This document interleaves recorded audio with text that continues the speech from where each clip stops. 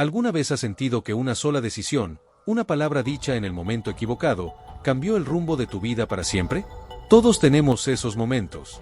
Pero, ¿qué pasaría si te dijera que una sola palabra, una decisión tomada por un traductor anónimo hace 2300 años, moldeó no solo tu fe, sino la cultura de todo el mundo occidental? Hoy, más de 2000 millones de personas leen la Biblia creyendo en un dogma central. Pero lo que no saben es que todo ese edificio doctrinal descansa sobre los hombros de 5 letras hebreas. Una palabra que fue intercambiada por otra en una oficina de Alejandría, y que desde entonces, creó un misterio que la arqueología y la psicología apenas están empezando a descifrar. ¿Estás leyendo la verdad, o el error de un hombre que nadie recuerda? Quédate conmigo, porque lo que vas a descubrir hoy cambiará la forma en que miras tu propia Biblia para siempre. Viajemos al año 250 a.C. Imagina una ciudad donde el mármol brilla bajo el sol del Mediterráneo, Alejandría, Egipto. Es el centro del conocimiento del mundo, un lugar donde el poder no se mide solo en ejércitos, sino en pergaminos. El rey Ptolomeo II tiene una obsesión que raya en la locura, quiere poseer cada pizca de sabiduría del planeta en su gran biblioteca. Pero hay un cofre que permanece cerrado. Un texto que muchos consideran peligroso, sagrado y, sobre todo, indescifrable para los griegos, las escrituras de los judíos. ¿Por qué era tan arriesgado traducir este texto? Porque en el mundo antiguo, cambiar una palabra sagrada no era un error, era una blasfemia que podía costar la vida. Para romper este sello, el rey convoca a 70 sabios judíos. La leyenda dice que trabajaron en celdas separadas y, milagrosamente, todos terminaron con la misma traducción exacta. A este proyecto épico lo conocemos como la Septuaginta, del latín para 70. Fue la primera vez en la historia que el pensamiento hebreo salió de su burbuja. Fue el momento en que lo secreto se hizo público. Pero entre miles de versículos, hubo uno que se convirtió en una trampa invisible. Llegamos al libro de Isaías, capítulo 7, versículo 14. Los traductores tienen frente a ellos la palabra hebrea alma. Aquí es donde debemos detenernos y prestar mucha atención. Si tú y yo habláramos el hebreo de hace 2300 años, entenderíamos alma como una mujer joven. Una joven en edad fértil, alguien que está en la etapa de la vida donde es natural ser madre. No implica nada sobre su historial privado.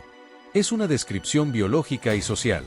Si el profeta Isaías hubiera querido decir virgen, tenía una palabra técnica y exacta para ello, Betulá. Betulá aparece 50 veces en el Antiguo Testamento. Es una palabra que no deja lugar a dudas. Si Isaías hubiera querido profetizar un milagro biológico de virginidad, habría escrito Betulá. Pero no lo hizo. Escribió alma. Sin embargo, en esa oficina de traducción en Alejandría, algo pasó.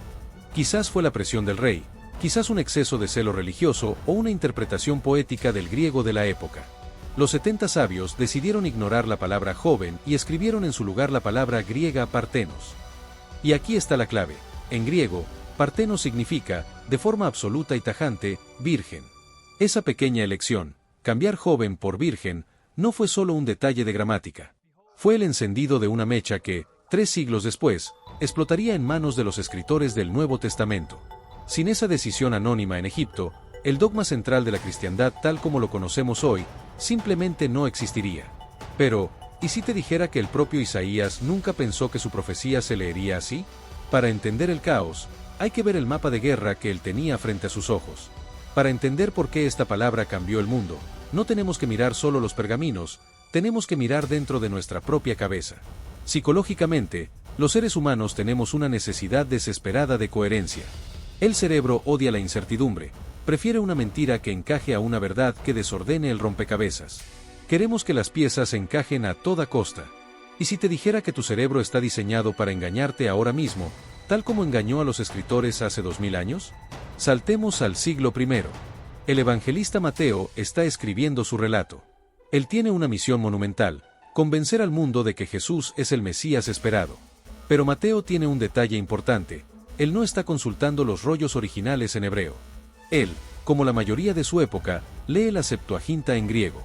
Cuando sus ojos recorren el pergamino de Isaías y encuentran la palabra partenos, virgen, su mente hace un clic instantáneo. No es maldad, no es un invento consciente, es neurociencia pura. Esto es lo que la psicología moderna llama sesgo de confirmación.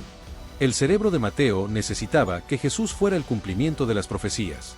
Al ver la palabra virgen en la traducción griega, su sistema de recompensa cerebral se activó. Ahí está. la prueba que buscaba.